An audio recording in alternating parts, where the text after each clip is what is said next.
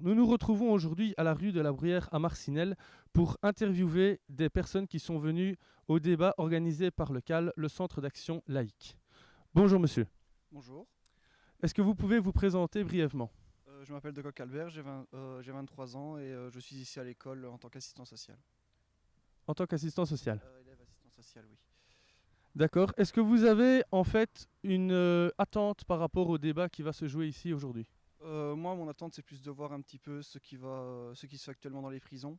Parce que bon, moi j'ai eu affaire à eux il y a quelques années vis-à-vis de mon père, mais c'est pour voir aussi ce qui a évolué par rapport à avant. Votre père a fréquenté beaucoup les prisons? Oui, il a fait 11 ans et demi à Lantin et ensuite il a aussi fait 2 ans et demi à Jamiou, où il est décédé en 2004. Selon vous, la prison peut être considérée comme une école du crime? Absolument, mon père est arrivé là-bas pour des petits larcins et c'est là qu'il a rencontré ses amis évidemment et c'est là qu'il a passé au niveau supérieur, on commence à braquer des banques. Donc pour moi c'est vraiment une dégringolade, il est arrivé là, il est resté 11 ans et demi, ça l'a changé parce que moi je sais bien qu'il a quand même évolué au niveau de son comportement, il ne voyait plus du tout les choses de la même manière, ça a été invivable pour ma mère à l'époque et après il a commencé à partir dans une escalade en fait par rapport aux crimes qu'il faisait. Merci aux intervenants qui ont accepté de participer à cette journée. On a Jacques Periquet, qui est membre de la commission de surveillance en prison. Il aura l'occasion de présenter en quoi consiste cette commission, qui a accepté. Il fera son intervention photo à l'appui pour questionner ce sens de la prison, s'il existe oui ou non un sens. Et on a Mohamed Larib, qui lui est aussi, il travaille à la prison de Jamiou, hein, comme conseiller islamique, hein, à la prison de Jamiou. Et on a Mathieu Galmar, qui lui est conseiller moral à la prison enfin, dans plusieurs prisons, notamment à Nivelles et à Jamiou également. Voilà. Et je voudrais d'abord commencer par dire merci, merci beaucoup à Las Beljari, dont la coordinatrice, Julie Cher, est ici, parmi nous, ainsi que les stagiaires qui sont là, parce que c'est depuis 2015 que nous sommes dans un partenariat avec Las Beljari. Même si cette année, ce partenariat a mis du temps pour prendre tout son sens, hein, mais au moins, ça a débouché sur 3 propositions de vidéos. On ne va vous présenter qu'une proposition, parce qu'on n'a pas le temps de voir les 3. Et ils sont avec nous dans un partenariat où ils se mettent en situation professionnelle, hein, par rapport à ce qui est attendu. Donc ils sont des stagiaires en audiovisuel. Merci à eux, merci à Las Beljari qui a pu proposer quelque chose. Alors, on va commencer par voir ces 9 minutes de vidéo sur un micro-trottoir qui a été réalisé à Charleroi. Et ce micro-trottoir d'ailleurs a été mis sur YouTube hier. Et nous avons déjà 79 vues avec des commentaires assez intéressants. Donc, merci à Las Beljari. On va lancer et nos intervenants rebondiront sur les différents messages qui ressortira de ces micro-trottoirs. Je vous invite donc à vous mettre là, comme ça, vous pouvez suivre en même temps que nous. Je suis dans les 79.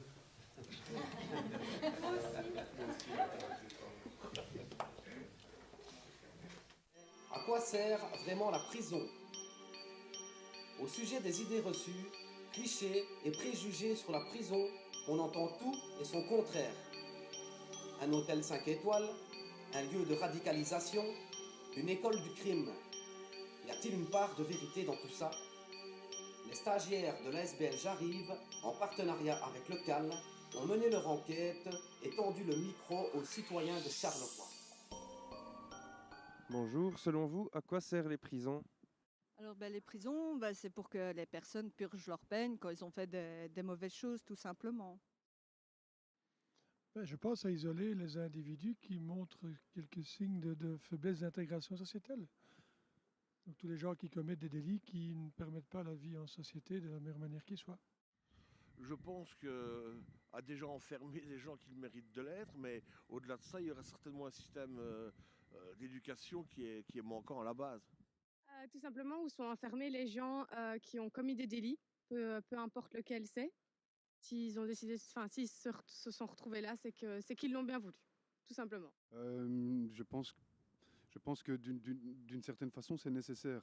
Après, au vu de la réinsertion sociale, une fois que ces personnes ont été libérées, je pense que là, le nécessaire n'est absolument pas fait parce qu'ils se retrouvent comme des personnes sans aucun repère à l'extérieur et sans vraiment d'aide concrète pour pouvoir s'en sortir. Vous pensez que c'est un bon moyen de lutter contre la criminalité et de rassurer la société? Oui, je pense, car les gens se sentent plus en sécurité, car les gens qui n'ont pas respecté la loi sont enfermés et ne risquent pas de leur faire du mal s'ils étaient en liberté et qu'on les pinsait pas. Pour moi, pour moi, je suis sorti à chaque fois faute peine de prison et ils m'ont jamais vraiment aidé la réinsertion. Ils m'ont jamais aidé vraiment. Pensez-vous que la prison soit un moyen vraiment dissuasif de lutter contre la criminalité? Peut-être pas pour certains, mais pour beaucoup, oui. Parce qu'on ne peut pas non plus laisser tout le monde en liberté et puis il recommence. Recommencer ou récidiver? La prison est-elle une école du crime? La réinsertion serait-elle possible? Mais surtout, serait-elle bénéfique pour la société? Pensez-vous que la prison est une école du crime? Une école du crime, non, parce qu'on rentre en prison justement parce qu'on a commis un crime ou justement qu'on a fait une infraction.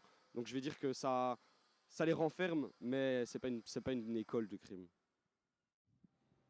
Je pense que c'est exact ce que vous dites parce que pour avoir connu la prison, je peux vous dire qu'il y a facilement des substances illicites qui rentrent là-dedans, des armes, de la violence quotidienne. Et je pense qu'un aveugle ne peut pas guider un autre aveugle, ou alors ils iront tous les deux droit dans un trou. Et c'est exactement ce qu'il est en train de se passer là, parce que suite aux échanges que les détenus peuvent avoir entre eux, et il y a très rarement des situations où les détenus vont se relever les uns les autres. Au contraire, ils vont déjà commencer à se brancher pour leur future libération et éventuellement avoir d'autres plans, un carnet d'adresses un peu plus rempli et recommencer malheureusement peut-être les bêtises pour lesquelles ils ont finalement atterri là-bas. Oui, tout à fait, je pense que c'est vraiment une école de crime là-bas. Je crois qu'on n'apporte rien de bon là-bas. Ou alors il faut faire des formations, trouver un boulot, mais en général, une personne qui sort de prison a du mal après à se réinsérer. Donc je ne crois pas que c'est une solution, la prison, en fait. Si, pour les cas graves, comme les grands meurtriers ou des gens vraiment qui sont vraiment dangereux, à ce moment-là, je peux comprendre. Mais pour des petits crimes, je ne pense pas que ce soit une solution. Oh, pourquoi pas, oui. Pourquoi pas? Parce que vous pouvez rentrer pour un tout petit délit et côtoyer des gars qui ont des peines beaucoup plus lourdes pour des délits beaucoup plus graves. Et peut-être qu'il peut y avoir du copinage ou des choses comme ça, oui, pourquoi pas? Je pense qu'en prison, on peut apprendre certaines choses. Après, je connais des gens qui sont sortis de prison, qui ne sont pas des mauvaises personnes. Je pense tout simplement qu'ils ont été mis en prison pour X raisons. Après, voilà. Donc c'est qu'ils ne l'ont pas toujours voulu peut-être? Ça dépend qui. Maintenant, s'ils ont été en prison, c'est qu'il y avait une raison. Ils ont peut-être commis des délits peut-être plus forts que d'autres, moins forts, enfin, ça dépend. Après, pour moi, voilà, chacun purge sa peine et voilà.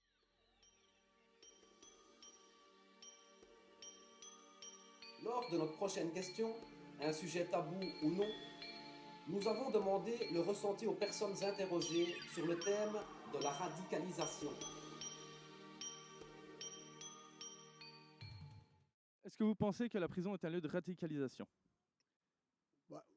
Oui, comme dans beaucoup d'autres lieux que la prison. Mais bon, pour radicaliser les gens, on n'est pas obligé d'avoir la prison. Mais là, ils trouvent vraiment les personnes qu'ils ont envie de trouver. Je ne sais pas. Je ne sais pas vous dire. Ce qui est certain, c'est que la promiscuité est certainement propice pour ce genre de radicalisation, oui, parce que ils sont les uns sur les autres, ils n'ont pas grand-chose à faire dans leur journée, et je suppose que si certains sont en détresse et qu'ils tombent sur un beau parleur, ça doit certainement être favorisé, oui. Oui, ça part souvent de là-bas, donc il n'y a rien à faire, c'est là. Donc ils sortent pire encore. Des fois, des gens qui sortent là-bas, ils sont des agneaux, ils sortent de là, ils sont des loups, quoi. Donc voilà, je crois que c'est pire encore pour eux, ces gens-là. C'est pas une solution en soi, la prison, je pense pas. Console de jeu, télévision, téléphone ou cantine de luxe. Violence, abus de pouvoir, insalubrité ou drogue à gogo. On entend tout et son contraire au sujet de nos prisons. Les détenus profitent-ils de l'argent du contribuable et peut-on comparer l'enfermement au Club Med? selon vous, est-ce qu'on pourrait comparer une prison avec un hôtel 5 étoiles? Non, ça c'est bizarre quand même. Non, je pense pas, non, en effet. Non, 5 étoiles, il y a des détenus qui sont certainement bien logés par rapport à d'autres, mais 5 étoiles, il ne faut quand même pas exagérer, quoi. Bah, écoutez, il deviendrait 5 étoiles si les détenus n'utiliseraient pas leur temps libre à nettoyer les prisons, à faire des travaux dans les prisons. Les prisons sont autogérées par les détenus. Elles sont gérées par l'État financièrement, mais autogérées au niveau nettoyage, au niveau cuisine et autres, par les détenus. Donc du 5 étoiles, je ne pense pas. Maintenant, si vous comparez les prisons de Thaïlande aux prisons de Belgique, effectivement, c'est du 5 étoiles. Oui, je pense qu'au fil des ans, les prisons sont devenues de plus en plus équipées. Ils ont la télé, Internet. Je pense pas que ce soit bien. Ça dépend des prisons de maintenant. La prison de Marche qui vient d'ouvrir, pour moi, c'est un hôtel 5 étoiles. Comparé aux prisons que j'ai fait moi à Bruges, Andenne, Saint-Gilles, Forêt-Lantin, là, c'est haute sécurité. Mais Marche, c'est peut-être haute sécurité, mais c'est comme un hôtel pour moi. Tu as la douche, tu as la cellule, tu as le téléphone, tu as tout. Non, parce que rester dans une pièce fermée pendant des heures, des jours, des mois, je pense pas que c'est un hôtel. Bon, c'est vrai que maintenant, il y a un peu plus de disponibilité pour eux, mais non, je pense pas que ce soit un hôtel. La comparaison avec un hôtel 5 étoiles, c'est vrai qu'elle est peut-être un peu caricaturale, c'est peut-être un peu exagéré. Je dirais que certaines prisons, comme celle de Nivelles par exemple, sont beaucoup plus confortables que celle de Jamioux. Mais jamais même une prison en étant très luxueuse pourrait être agréable pour quelqu'un parce que la liberté n'a absolument pas de prix en fait. Bah, moi, ça, je trouve pas ça normal déjà. Parce que je me dis, souvent je discute avec des amis et puis je me dis que ces gens-là, peut-être qui ont violé, qui ont tué, qui ont fait vraiment du mal aux autres, qu'on les permet à vivre mieux que les gens qui n'ont rien fait, qui demandent juste de vivre leur vie tranquillement. Donc pour moi, c'est pas normal. Pour notre ultime question, nous avons voulu savoir s'il existerait d'autres alternatives que la privation de liberté. Par exemple, le bracelet électronique, les travaux d'intérêt généraux ou la remise de peine. C'est un autre système. Pour moi, oui. Pour moi, la justice belge est mal faite. Et je sais pas. Il y a d'autres systèmes que mettre directement les gens en prison. On peut leur donner leur chance. Un SDF qui va aller voler quelque part, qui va voler de l'argent, on va le mettre en prison. Ok, ça va lui donner un toit, ça va lui donner de l'argent. Mais il faut bien savoir que dans le milieu carcéral, si t'as pas d'argent, tu sais pas t'en sortir. Hein. Alors oui, donne 50 € par mois, c'est très bien. Qu'après, tu devras rendre à l'État. Donc ça aide pas les gens. Ça les enfonce encore plus. Et vous? Qu'en pensez-vous?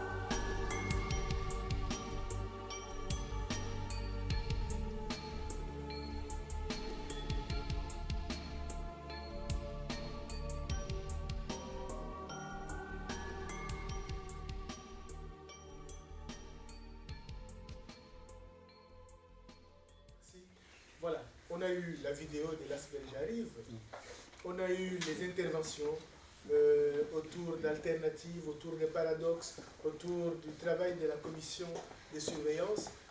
Je voyais, effectivement, il y a eu des notes qui ont été prises, ce qui suppose qu'il va y avoir des questions. C'est à vous la parole. Ah, même si Jacques Périquet est sorti, voilà. Je vais peut-être prendre la parole pour faire le lien entre, je trouve, deux éléments importants que vous avez dit, c'est la notion de radicalisation et de radicalisme dangereux, à risque. Parce que vous savez qu'on a levé l'obligation du maintien du secret professionnel pour les assistants sociaux. Et on a ici des futurs assistants sociaux, donc dans quelques semaines, ils vont être sur le terrain. Et je vous entends dire, moi je ne sais pas, définir, objectiver. Donc c'est ce que vous dites, hein, vous êtes quand même plus expert et plus expérimenté que moi. Et vous dites en plus que quand on parle de ça, c'est finalement, on parle d'une limitation de la liberté de penser. Donc on va demander à des assistants sociaux dans des CPAS ou autres de pouvoir objectiver une situation de risque et de la dénoncer, parce que ça veut dire que là, ils ne sont plus tenus au secret professionnel. Est-ce que dans les échanges que vous avez, est-ce que vous avez déjà rencontré des responsables de services sociaux qui se sont retrouvés confrontés à cette levée ou non du secret professionnel et avoir un petit peu votre position par rapport à ça? Parce que la loi, elle a été votée malgré toutes les résistances du secteur et du secteur de la justice. Un assistant social est tenu aujourd'hui pour répondre devant la justice de ne pas avoir signalé un individu dangereux. Sur le plan terroriste, radicalisme, on imagine bien le profil visé. Voilà, qui commence? D'abord, cette question de radicalisation, je voudrais bien qu'on m'explique quelles sont les bases légales ou en tout cas les critères objectifs pour en quoi une personne est radicalisée. Parce que parfois, il y a des détenus qu'on leur colle cette étiquette, et parfois c'est avis, mais il n'y a pas de recours à ça. Il n'y a pas donc, parfois, leurs avocats ne sont même pas au courant que, voilà, on a... Et ça les porte en prison quand ils sont transférés dans une autre prison. Et on n'arrive pas à comprendre qu'il s'agit, ce qui est punissable par la loi belge, en tout cas, c'est la radicalisation violente, menant à la violence. Sinon, une personne peut avoir des idées radicales, si nous allons tous aller en prison. Oui, voilà. Et juste pour ajouter que par rapport à ceux qui sont allés en fond de peine, on dit que d'ici 2020, il y a au moins 62 personnes qui sortiront donc libres et ne seront plus contrôlées. On va passer la parole à Mathieu. La prison comme lieu de radicalisation. Oui, oui. Oui, très concrètement, oui. Mais je pense que ce qui explique cette radicalisation a déjà été très bien expliqué.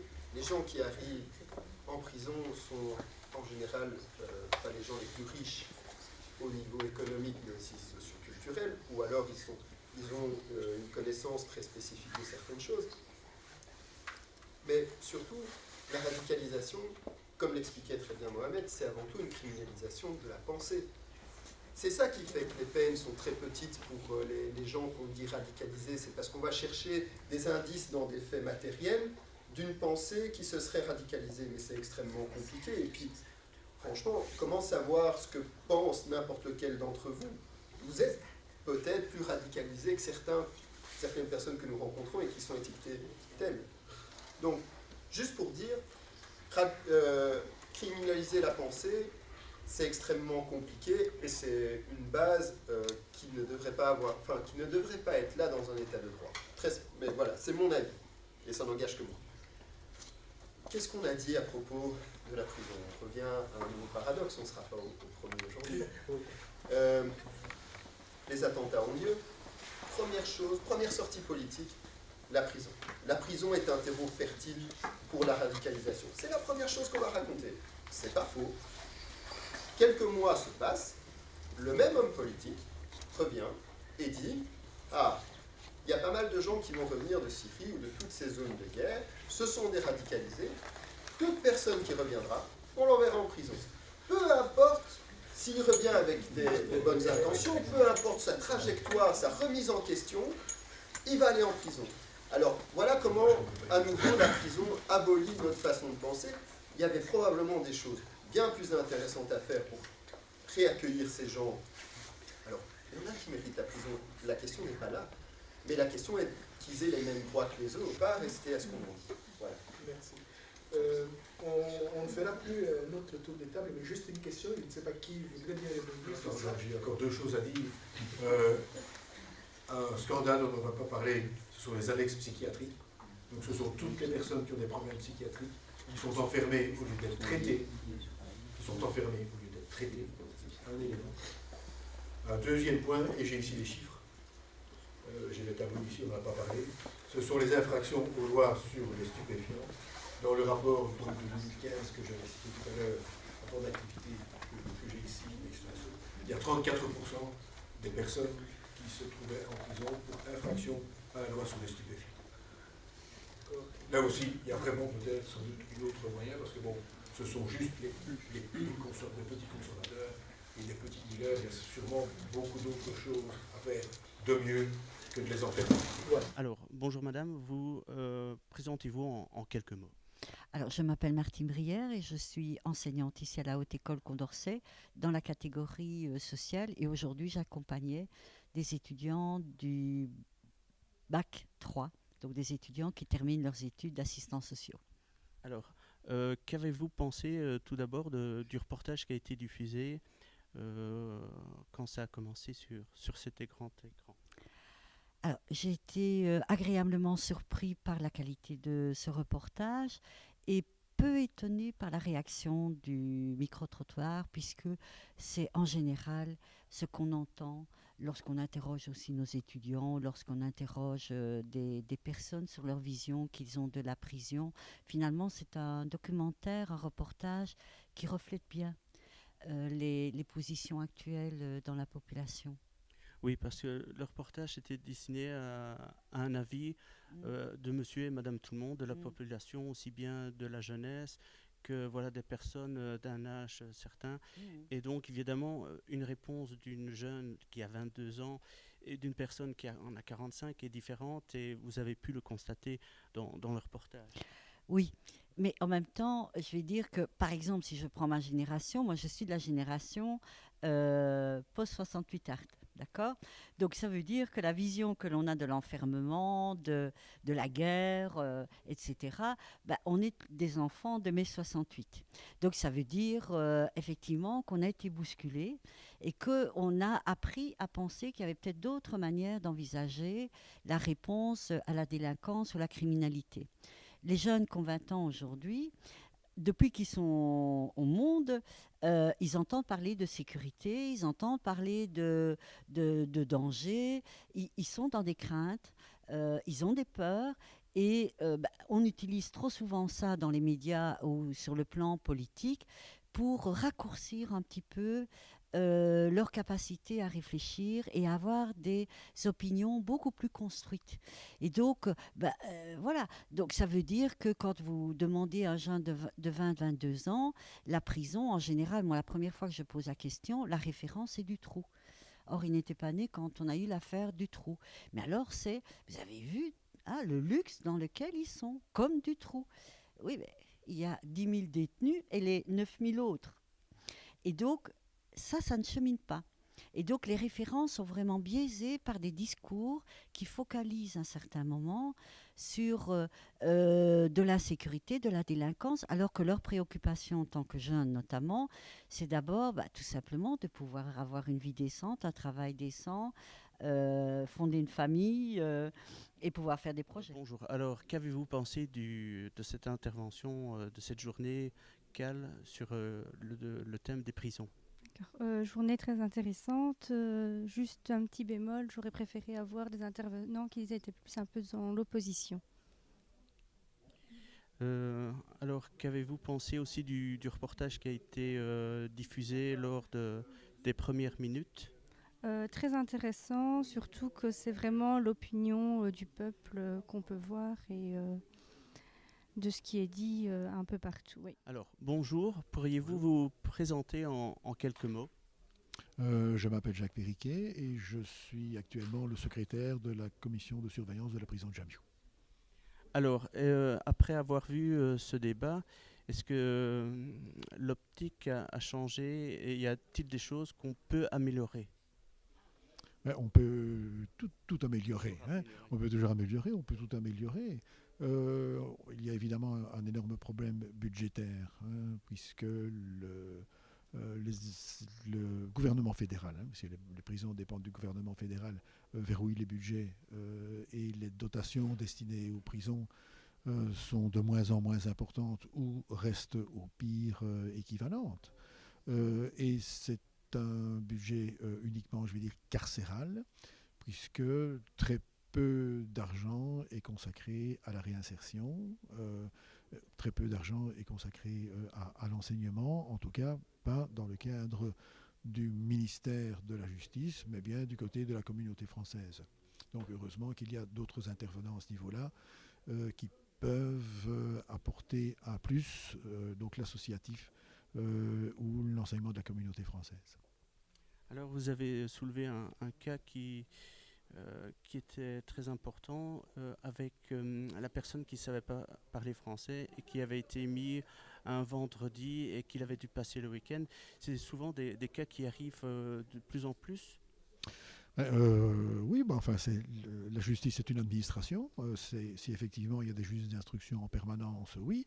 Mais quand il y a un mandat d'arrêt qui est décerné à caractère international, comme dans le cas que je citais, la personne arrive un vendredi et puis le greffe est terminé, quoi. Donc la police le prend, a pour mission de le conduire en prison. On le conduit en prison et à ce moment-là, je ne pense pas même que l'administration de la prison ait le dossier. Je pense donc ce qui veut dire qu'il se passe du temps. Il se passe du temps. Ce que j'ai pu observer aussi, c'est que souvent dans l'administration de la prison, le lundi matin, c'était un rush, puisque toute une série de personnes sont arrivées au cours du week-end. Mais la personne qui y est, elle y est. Eh bien, espérons que pour l'année prochaine, il y aura d'autres points plus positifs. Et, voilà, parce que un jour est un jour et voilà. Je l'espère également. Merci d'avoir répondu à nos questions. De rien, oui. Merci.